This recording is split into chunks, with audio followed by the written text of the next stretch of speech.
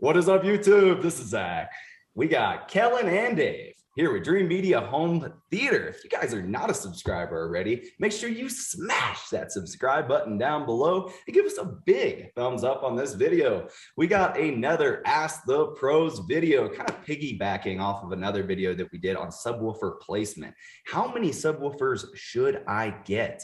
These videos are to help you guys make an educated buying decision and just help you do some education before you actually talk to the dream team. So we get these questions every single day, and today we're going to take a deep dive into some of the different scenarios and try to answer this question: how many subwoofers should you get? Now, if you guys would like to purchase anything electronic related, make sure to reach out and show your support. We ship throughout the entire nation and have free consultations. All right, guys, let's get into it.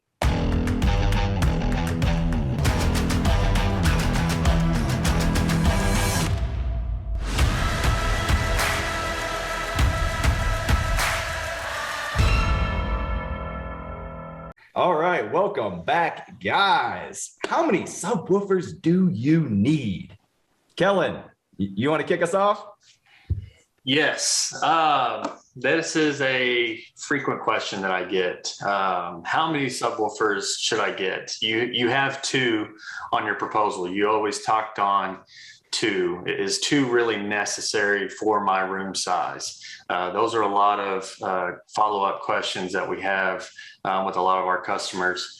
And the reason why I always recommend getting two subs is just more even base response throughout the room. If you have multiple seating areas, multiple rows, it's just going to help make a better all base experience for all the seats in the house. Dave, do you have anything that you'd like to add on that? Yeah, I think a lot of times people think, well, you know, my room's not that big. Do I really need that much volume? And really, it's not necessarily about volume. I mean, certainly it can be louder if you wanted to. That's always under your control, how much actual output the subwoofers have. But more than anything, it's just about physics. You know, we're talking about being able to kind of normalize and regulate the amount of bass response that's in the room so that everyone in there is having a good experience, and you don't have somebody, you know, having a really nice response and then a few feet to the left or right that they can barely hear anything. And really, I think when that happens, that's when people start turning their subs up more than they should, and then they get a little boomy and they become a little bit overwhelming. And that's kind of, I think, over the years, what's given a lot of subs a bad reputation as boom boxes, you know, blaring in the corner, because either you don't have enough or maybe they're undersized for the space. I talk to a lot of people with open concept houses, and they need to realize that you know, when you've got one sub, it's trying to pressurize that entire space. You know, so if you can't close off your room, it's going to try to do, it's really trying to pressurize your entire house. So, you know, more than one always makes sense. It's not about just, you know, adding more to the estimate, which I think sometimes people might think. But really, like I said, it's just about even coverage and good response. And it's going to be obviously more output, but it doesn't have to be blaring or obnoxious. Yeah, that was good put. I mean, you can always get a bigger sub. You don't have to push that sub as hard.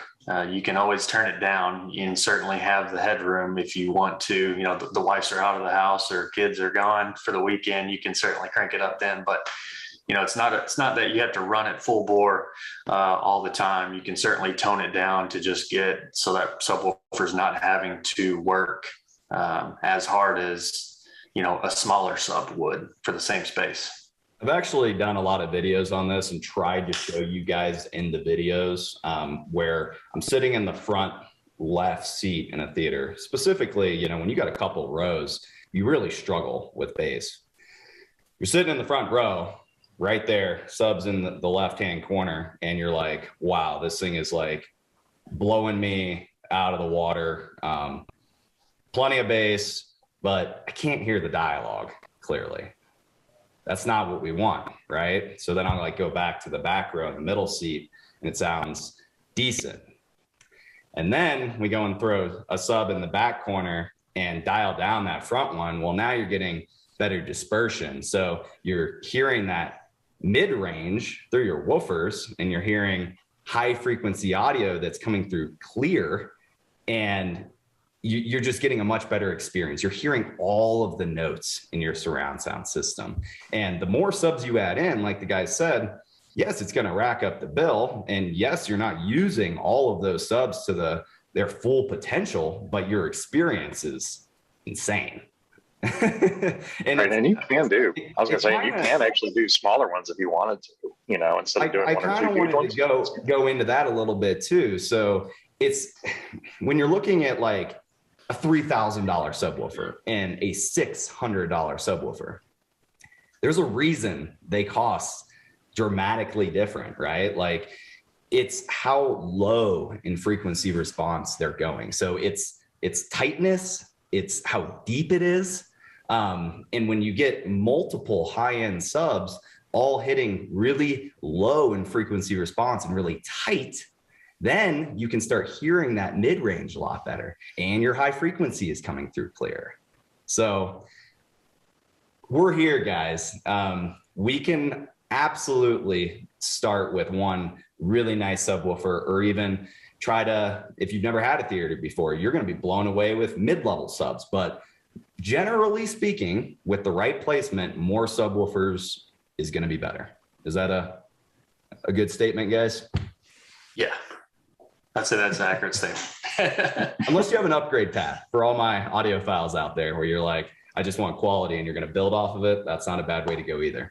But we're here to talk about these things, guys, and give you options. Like when you call in, that's what separates out the Dream Media team from, say, some of our competitors, is that we're like your friends. We're going to sit there and lay out options. Like, you know, you can do this package at your budget, or you can do this package at your budget, and explain the pros and cons and make sure that you make that educated buying decision. You hear me preach that all the time. It's because I want everybody that purchases from Dream Media to tell all their friends and be like, wow, what an amazing experience that was. So I think that's about a wrap on subwoofers. We got more videos coming for you guys from Ask the Pros. If you like this video, give us a big thumbs up and smash that subscribe button down below. If you would like to purchase, we ship everywhere and we service many states now, guys. We love the opportunity to earn your business. Well, till next time, this is Zach, Kellen, and Dave with Dream Media Home Theater. Thank you for watching.